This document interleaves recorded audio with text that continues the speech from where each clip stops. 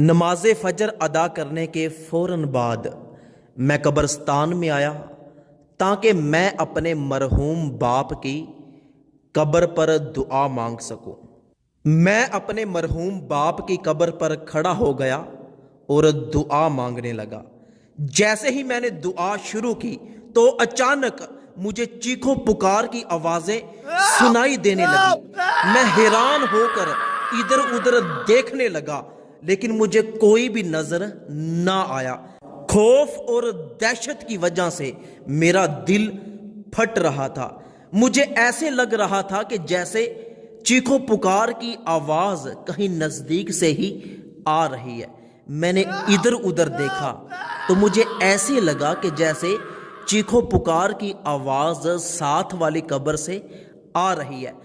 میں آہستہ آہستہ اس قبر کی طرف بڑھا اور بڑی ہمت کے ساتھ اس قبر کے نزدیک جب میں نے کان کیا تو مجھے آوازیں اور زیادہ زور زور سے آنے لگی۔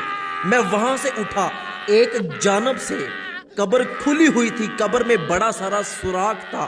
میں اس سوراخ کے نزدیک گیا، سوچا کہ اس میں دیکھنے کی کوشش کروں، لیکن جیسے ہی میں نے اس میں دیکھا تو میں جھٹکا لگا کر پیچھے گرا اور تیزی کے ساتھ میں قبرستان سے باہر نکل گیا اور خوف اور دہشت کے مارے مجھ سے چلا بھی نہیں جا رہا تھا۔ یہ تو مجھے پتا ہے کہ میں قبرستان سے باہر کیسے آیا۔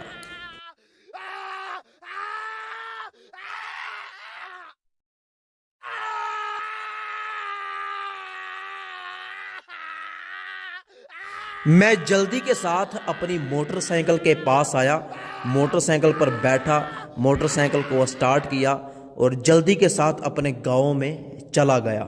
میں گاؤں جا کر جلدی سے قبر بنانے والے مستری کو، جس نے ہمارے گاؤں کی ساری قبریں بنائی، اس کو میں قبرستان میں لے کر آیا تاکہ اس کو یہ معاملہ دکھا سکوں اور پوچھ سکوں کہ یہ قبر کس کی ہے۔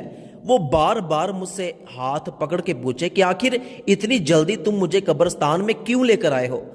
میں نے اسے کہا کہ بس آپ چلتے رہو۔ وہ بندہ بڑی حیرانگی کے ساتھ میرے ساتھ چل رہا تھا۔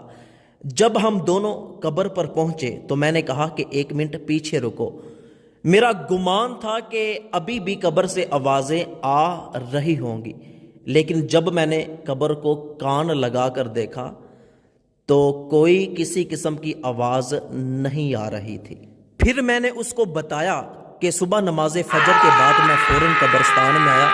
جیسے ہی اپنے باپ کی قبر پر دعا مانگنا شروع کی تو مجھے خوفناک آوازیں آنے لگی۔ میں نے ادھر ادھر دیکھا، کوئی نظر نہیں آیا تو میں اس قبر کی طرف بڑھا تو اس قبر سے مجھے وہ خطرناک اور خوفناک آوازیں آ رہی تھیں۔ کیا آپ جانتے ہیں کہ یہ قبر کس کی ہے؟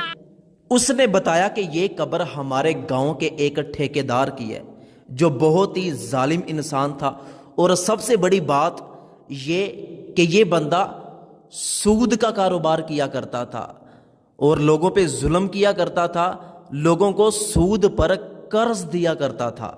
تو میں سمجھ گیا کہ قبر سے جو آوازیں آ رہی ہیں یہ یقیناً سود کا کاروبار کرنے کی وجہ سے عذاب مل رہا ہے۔ تو میری اللہ پاک سے دعا ہے کہ اللہ پاک مجھے اور آپ کو سود جیسے بڑے گناہ سے بچنے کی توفیق عطا فرمائے۔ اچھی بات دوسروں تک پہنچانا صدقہ جاریہ ہے۔ اس ویڈیو کو جلدی سے اپنے تمام دوستوں کے ساتھ شیئر ضرور کیجیے گا۔